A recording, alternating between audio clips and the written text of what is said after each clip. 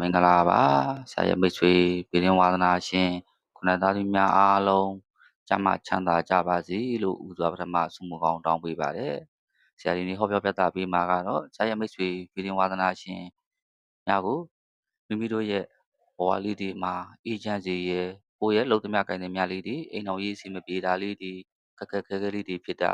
အိမ်တော်ရေးလေးတွေမှာမျက်နှာချင်းဆိုင်လို့မရတာသမီးစားလေးတွေမှာအစီမပြေတာလေးတွေဆိုလို့ရှိရင်လုပ်လို့ရတဲ့လူရည်ရာလေးတစ်ခုအကြောင်းကိုဒီနေ့ဗီဒီယိုလေးမှာပြောပြပေးသွားပါမယ်။ဆရာကတော့ဗီဒီနဲ့ရည်ရာအိမ်တော်ရေးလူမှုရေးစီးပွားရေးများကိုစီစစ်တွက်ချက်ဟောပြောပေးနေတဲ့ဗီဒီဆရာကိုမြင့်စောဖြစ်ပါတယ်။ဆရာရဲ့မိတ်ဆွေဗီဒီဝါသနာရှင်များကို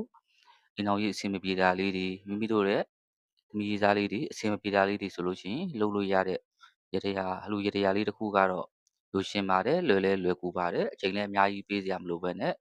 လုပ်ရမယ့်အလှရတရားလေးတစ်ခုဖြစ်ပါတယ်။လုပ်ရမယ့်ပုံစံလေးကတော့ဥစွာပထမမိမိတို့ရဲ့ကောက်ညှင်းတုပ်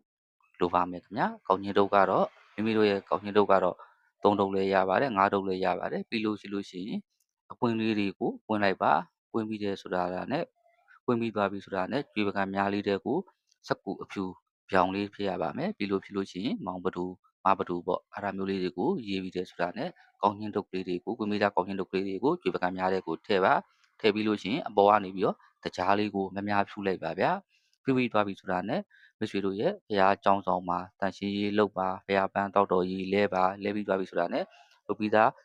ဒီပကံများထဲမှာထည့်ထားတဲ့ကောင်းညင်းတို့အကွင်းလေးတွေကိုထည့်ပြီးတဲ့ဆိုတာနဲ့မြတ်စွာဘုရားရှင်ကိုတော်မြတ်ကြီးကိုတရားတရားထက်တန်စွာနဲ့ကောင်းညင်းတို့မှုစွန်ကတ်လူရမှာဖြစ်ပါတယ်ခင်ဗျာကတ်လူချင်းအပြင်မိမိတို့ရဲ့အိမ်တော်ကြီးအစီမပြေတာတွေသမီးစားတွေဆက်သွယ်မပြတ်နေတာတွေအစီမပြေတာလေးတွေဟာချက်ချင်းဆိုသလိုပဲပြန်လဲအဆင်ပြေသွားမှာဖြစ်ပါတယ်။ဒါကြောင့်မို့ဇာရဲ့မိတ်ဆွေပြည်ရင်ဝါဒနာရှင်များကလည်းဒီလိုအလူရတရားလေးတွေလုပ်ခြင်းအပြင်မိမိတို့ရဲ့အိမ်တော်ကြီးအစီမပြေတာလေးတွေသမီးစားအစီမပြေတာလေးတွေကိုအများဆုံးအဆင်ပြေကြပါစေလို့ဆရာက